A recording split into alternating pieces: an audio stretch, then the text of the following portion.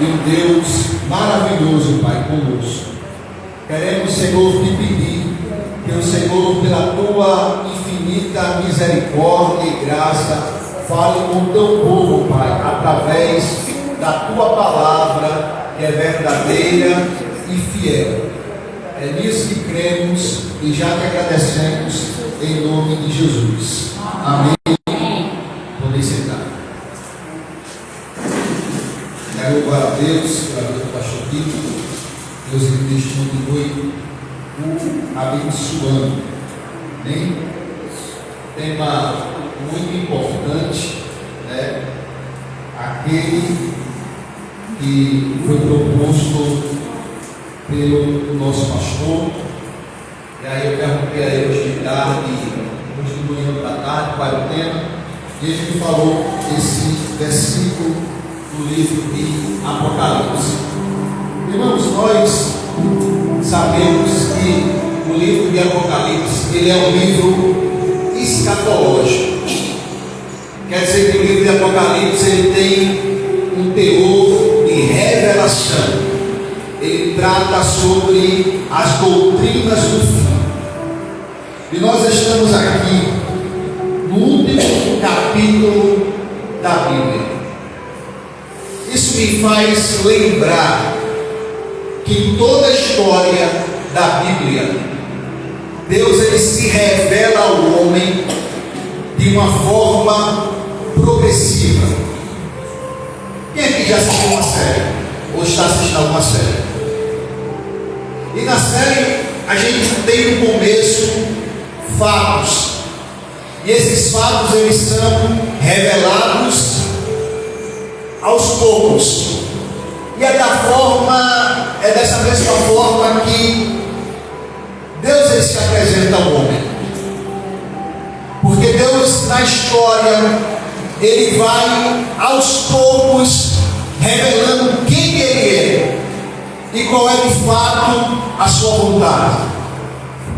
Está escrito que Deus no princípio cria todas as coisas. E também está escrito que no princípio o Espírito do Senhor ele pairava sobre as águas. E a revelação de Deus ao ser humano ela vai acontecendo de uma forma progressiva.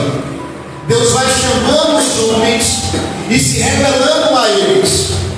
A Bíblia diz que Deus se revela a Abraão. E através de Abraão, Deus ele forma uma nação. E Deus se revela a esta nação. Mas este ainda não era o ápice da revelação de Deus. Deus está trazendo para si um povo. E aos poucos Deus está revelando o seu caráter a ele.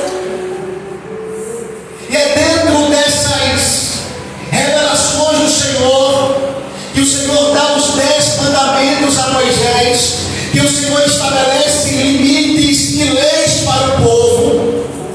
E Deus ele vai revelando o seu caráter, a sua vontade, de quem ele é, do que ele gosta, de que tipo de adoração as pessoas têm que adorá-lo.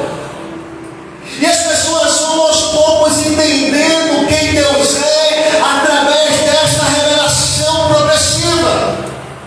Em toda a história da Bíblia, em toda a história do Antigo Testamento, nós temos Deus mostrando Jesus Cristo.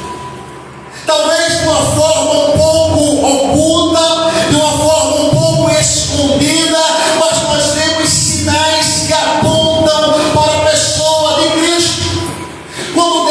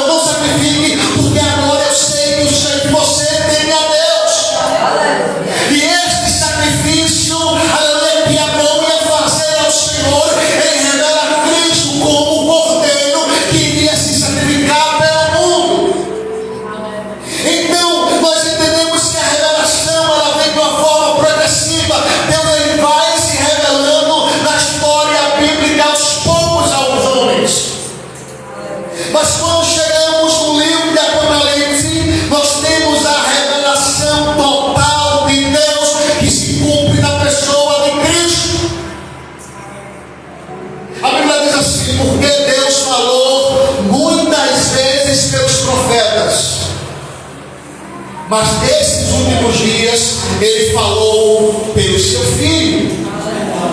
Então, quando Cristo Ele vem e vive como homem, 100% homem, 100% Deus, e Ele morre na cruz para pagar o meu e o seu pecado, esta é a revelação máxima de Deus ao homem. É o cumprimento, é o verbo que se fez carne, é aquilo que estava oculto sendo mostrado à humanidade. Cristo, o homem perfeito, o homem que sem nenhum pecado, sem nenhuma culpa, se entregou pela sua igreja, pela aqueles que Ele escolheu. E aqui temos João falando muita coisa em 22 capítulos. E João ele não só escreveu esse livro, como ele escreveu o Evangelho de João e as 3 epístolas. João escreve esse livro no momento talvez mais difícil da sua vida. Ele tinha sido exilado numa ilha chamada Patmos, e o Senhor aparece para ele e dá a ele uma grande revelação.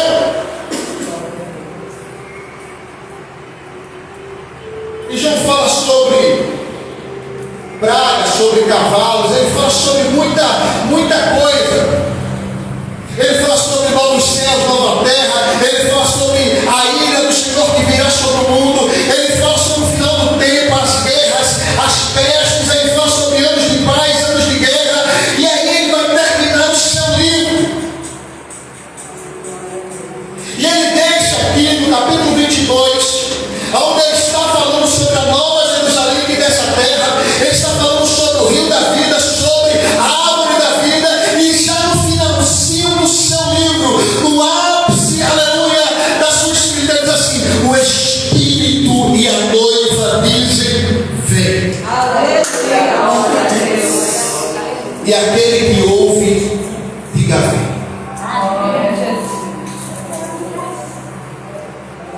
Irmãos, nós temos que atentar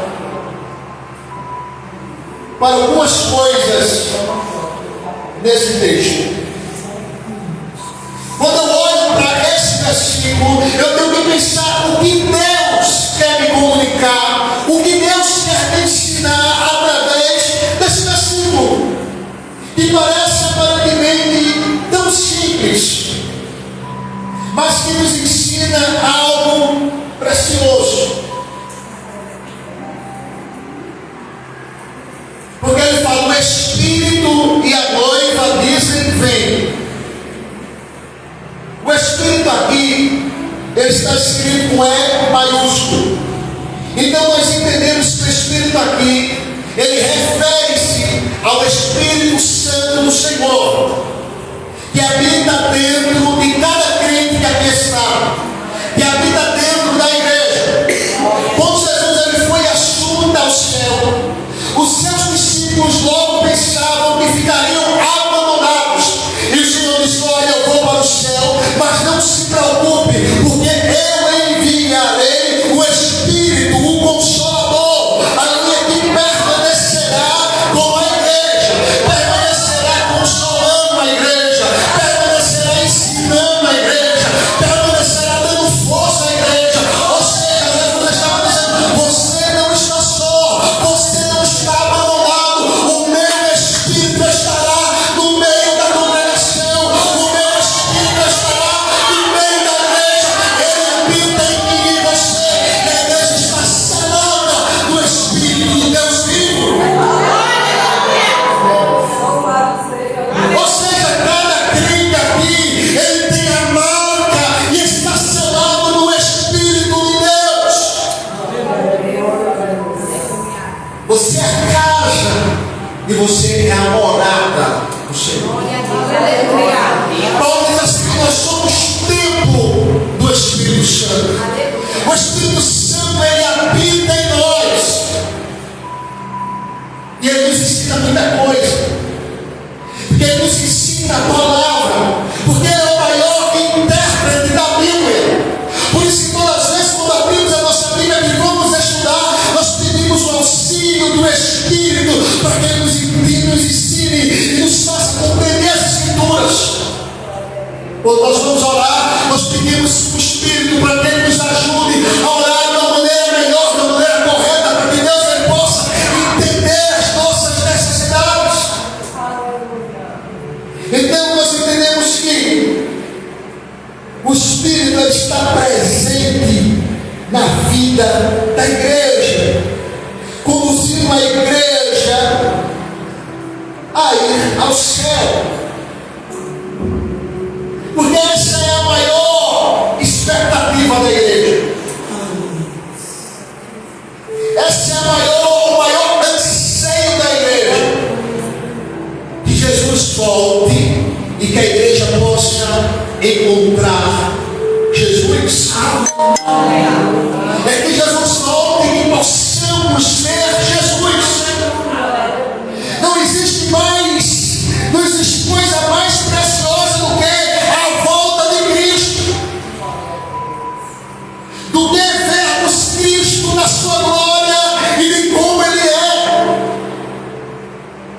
É por isso que João disse aqui que aquele que está no Espírito, ele está ansioso pela volta do seu Redentor, do seu Messias. Ele está dizendo: não vejo a hora de ver Jesus. E esse anseio, irmãos, ele tem que estar dentro de nós. Ele tem que fazer parte da nossa vida. Ele tem que fazer parte das nossas expectativas. Ele tem que pulsar como fogo ardente. E a igreja tem que dizer: Maranata, Maranata, ora vem, Senhor Jesus.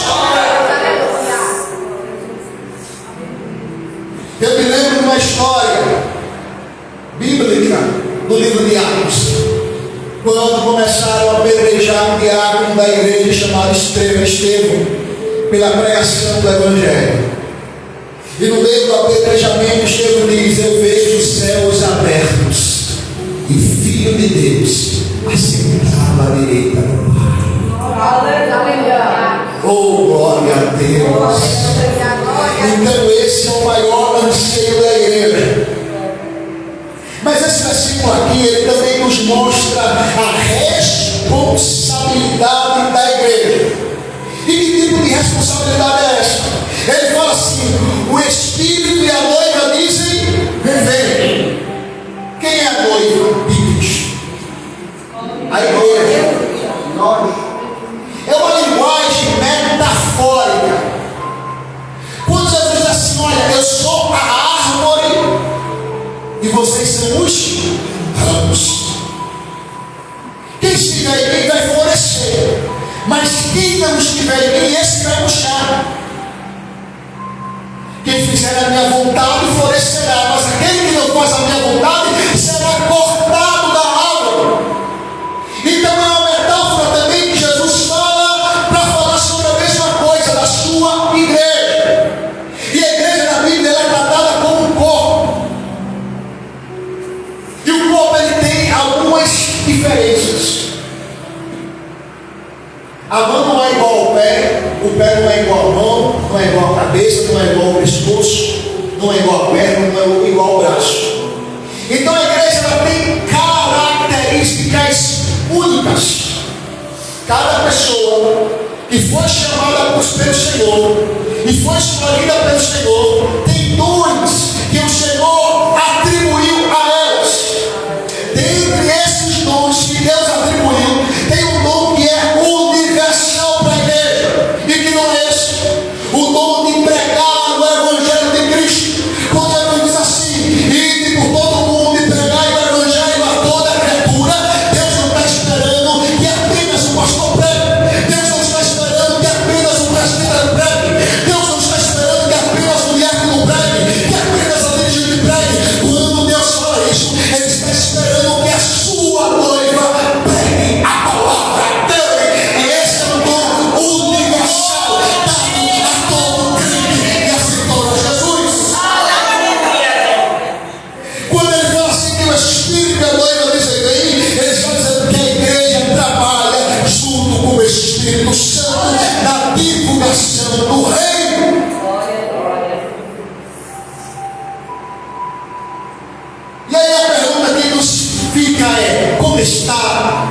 a nossa pregação.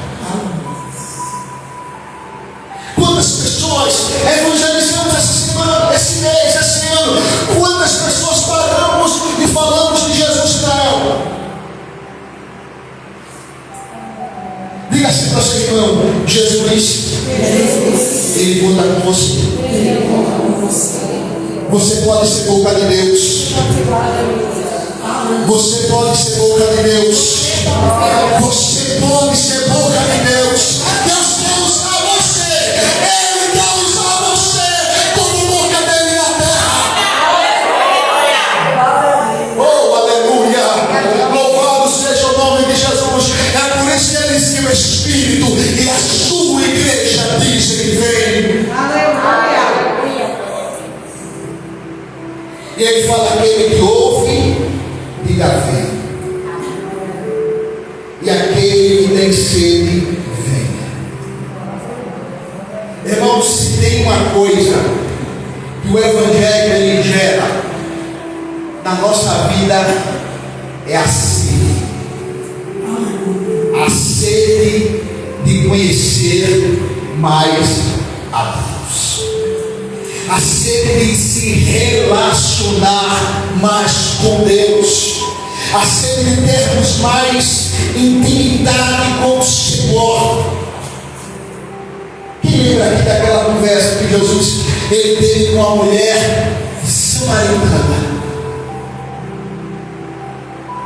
Jesus fala algo que a mulher talvez não entendeu, porque ele usou uma metáfora. Ele disse: ó mulher, se eu te dar a água, se você beber dessa água, você vai parar de ter sede. Mas se você beber da água que eu lhe der, nunca mais você terá sede. Porque essa água jorrará para a vida eterna. Irmão, todo homem tem sede do divino.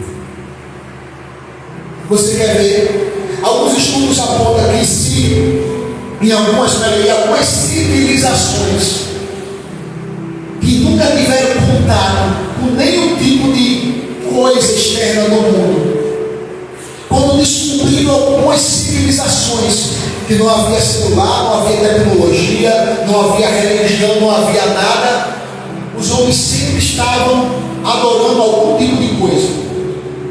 Ou estavam adorando o sol, ou estavam adorando a lua, ou estavam adorando a natureza, ou estavam adorando alguma coisa. Porque dentro do homem é uma lacuna que só pode ser preenchida por Deus. Então, enquanto ninguém anunciar a palavra naquele lugar, aqueles homens por si próprios começam a adorar alguma coisa, porque dentro de todo homem existe uma fome por Deus. E às vezes, assim que aleluia começa, os homens começam a preencher essas coisas, essa fome, com as coisas que não são as certas. Mas quando a palavra é anunciada, quando a palavra é pregada, as cadeias são quebradas. Aleluia. As mentiras desaparecem. Oh, aleluia. E a luz começa a brilhar. Oh, aleluia. E a revelação a chegar. Sabe o que Jesus ele falou? Ele falou que nós somos o sal da terra. Ele falou que nós somos a luz do mundo. Oh, escuta, eu vou te falar. A nossa vida ela tem que causar sede nas pessoas. Alguém tem que olhar para nós e enxergar Deus na nossa vida, nas nossas atitudes, na nossa conduta, nos nossos negócios. Oh, aleluia. Irmão, você é uma testemunha de Cristo. Aleluia. Eu sou uma testemunha de Cristo. Nós temos que ser parecidos com o Senhor. Nós somos a sua noiva. Aleluia. E a noiva de Cristo, ela tem que ter a marca da santidade. A noiva de Cristo, ela tem que ter a marca da pureza. A noiva de Cristo, ela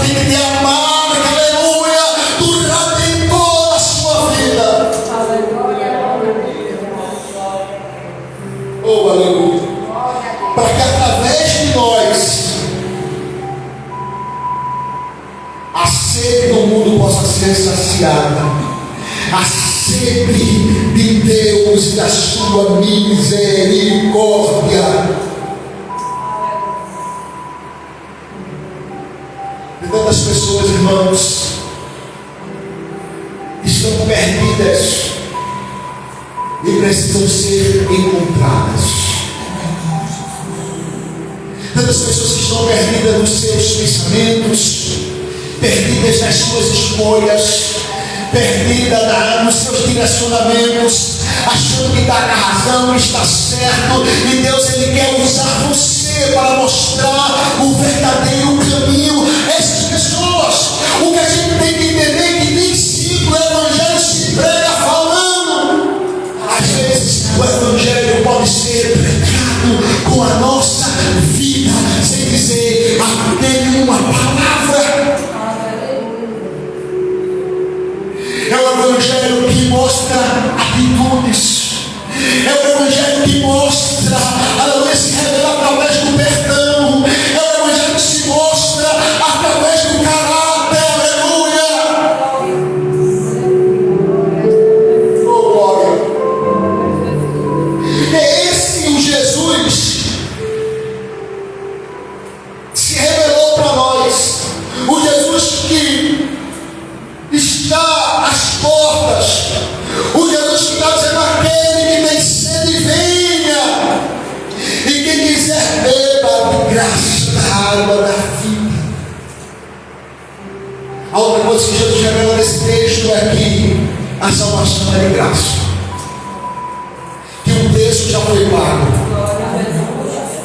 que Ele já pagou o preço por você, que Ele já pagou o preço por mim, que as portas da graça estão abertas, que Ele está chamando homens para ser libertos e serem feitos filhos de Deus.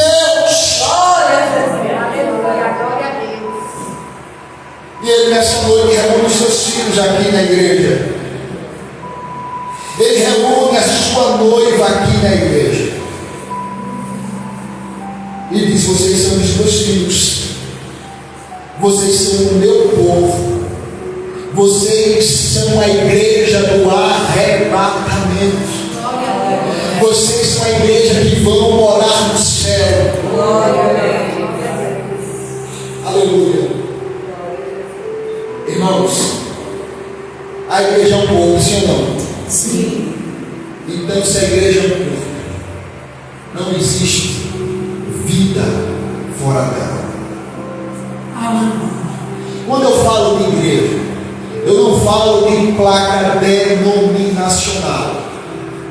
Cristo ele tem uma igreja, e essa igreja está espalhada pelo mundo todo.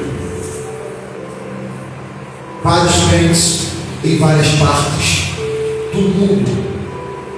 Mas a igreja, ela tem que se reunir como comunidade para se tornar esse corpo.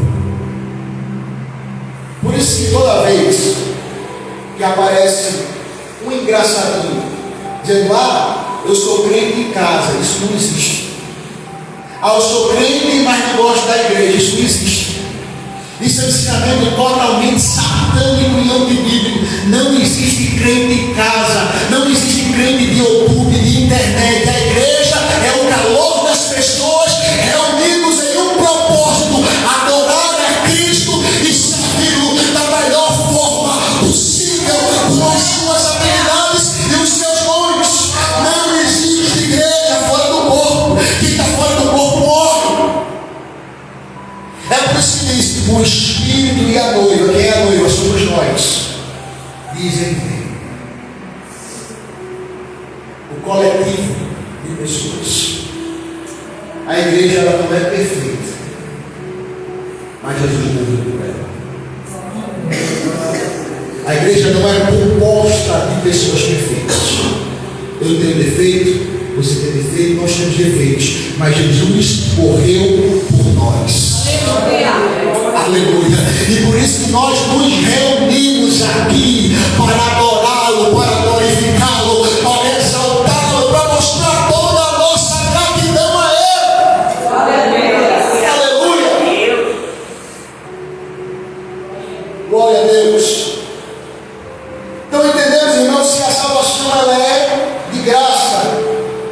graça. E que não há nada que nós possamos fazer para ser salvo. Não há nenhum esforço para o homem que ele possa se esforçar e dizer: olha, eu fui salvo porque eu andei certo, eu fiz isso, eu fiz aquilo. Não. A salvação é uma obra exclusiva de Cristo, conquistada na cruz do Calvário. É por isso que ele diz assim: aquele que tem sede venha, e quem quiser beba de graça da água da vida. E este é o maior convite que o homem pode receber. O convite de vir a Cristo. O convite de trocar a morte pela vida, a escravidão pela liberdade, as trevas pela luz. E o Senhor, Ele nos faz esse convite. O maior convite da história da humanidade. O maior convite que o homem pode receber. É Deus o chamando para fazer parte do seu corpo e da sua grande comitiva e do seu grande exército. Aleluia! Porque, irmãos, um dia essa porta irá se fechar. Mas enquanto essa porta está aberta, enquanto ainda temos esse tempo precioso, Jesus está nos chamando. E Jesus, Ele quer nos usar para chamar pessoas, para evangelizar pessoas. E às vezes essas pessoas que precisamos evangelizar estão tão perto de nós, está às vezes até dentro da nossa casa, acessível à nossa voz. E Deus, Ele está nos chamando à responsabilidade da pregação do Evangelho. Porque você é um filho de Deus e você precisa dar frutos. Precisamos, irmãos, ter isso na nossa consciência. E precisamos frutificar em Cristo. A missão da igreja não é converter as pessoas, porque quem faz isso é o Espírito. A missão da igreja é comunicar a palavra, é lançar a semente, é lançar a boa palavra, e o Espírito vai fazer a obra. Amém? E possamos guardar esta palavra em nosso coração. E que possamos, irmãos, sair daqui com a consciência que nós somos templos do Espírito Santo, nós somos a noiva do Cordeiro, que nós não estamos aqui, aleluia, para ficarmos aqui, nós estamos aqui apenas de passagem, e que a nova Jerusalém nos aguarda. Aleluia! Tem gente que já foi primeiro, nós estamos aqui. Porque o crente não morre, ele dorme no Senhor. E oxalá, irmão, Jesus volte o mais breve possível. E só quem pode pedir isso e se alegrar com isso é os crentes que estão preparados com as suas vestimentas brancas em Cristo. Mas essa é a maior expectativa da igreja. Ele diz assim: não, espera mais um pouquinho, porque eu quero me formar, eu quero fazer isso, eu quero fazer aquilo. Não, irmão, a maior perspectiva da igreja é o céu. Amém? Amém. Deus, Ele faça coisas maravilhosas na nossa vida, mas a nossa prioridade é Cristo. Aleluia. É a nossa primazia, Ele é o primeiro da nossa vida. Ele tem que ocupar o maior espaço na nossa vida. Porque é Ele que nós amamos, é a Ele que nós servimos, e é Ele que está no controle de toda a nossa vida. Que Deus nos abençoe em nome de Jesus. Amém. Pode ficar em pé, vamos orar.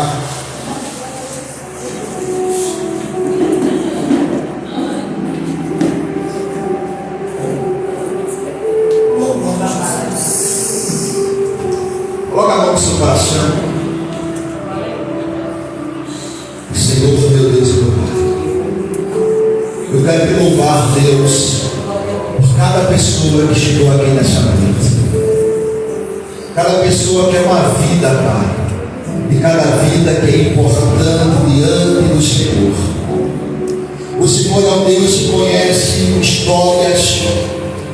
O Senhor é o Deus que conhece, Pai, cada um que está aqui neste lugar.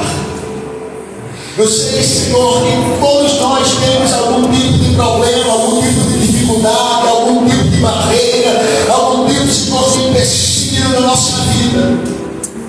Mas Tu és o Deus que diz através da Tua palavra que nós estamos selados no Teu Espírito Santo.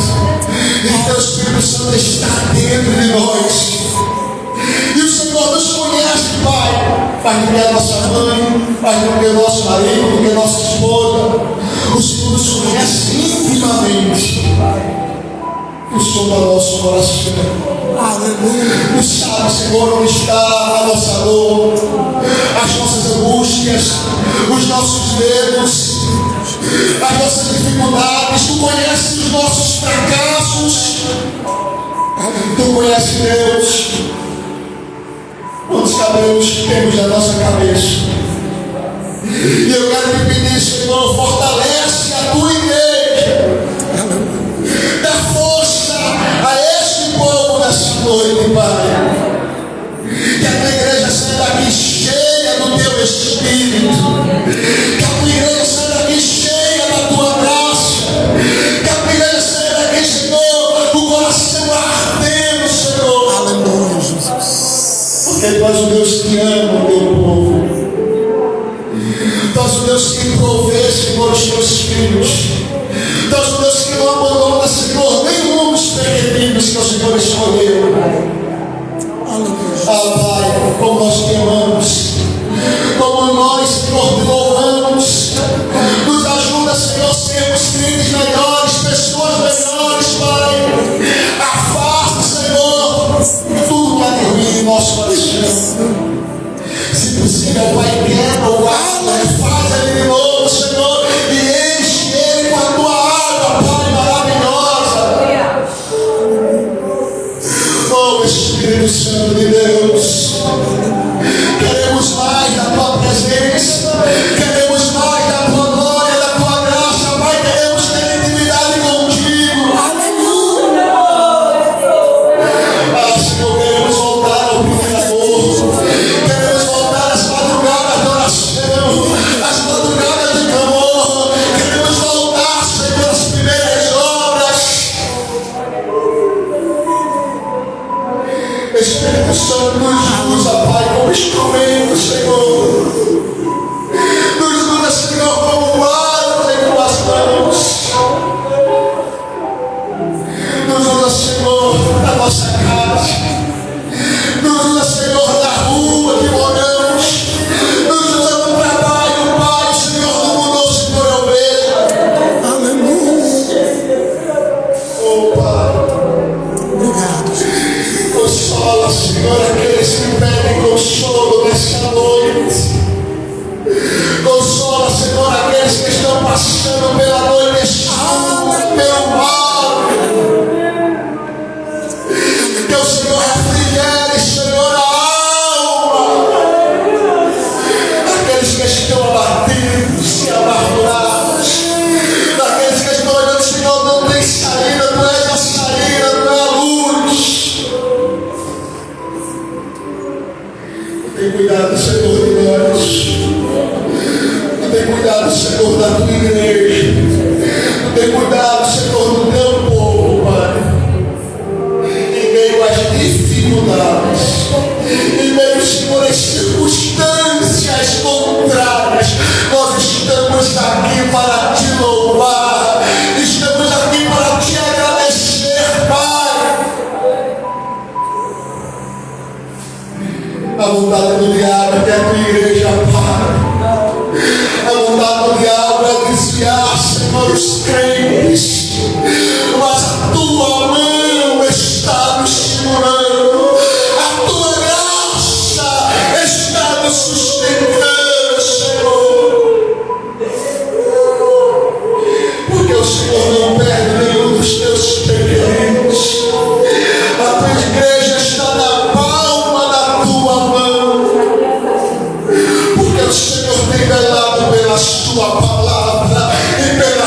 tuas promessas, entendendo que ninguém vai te perder.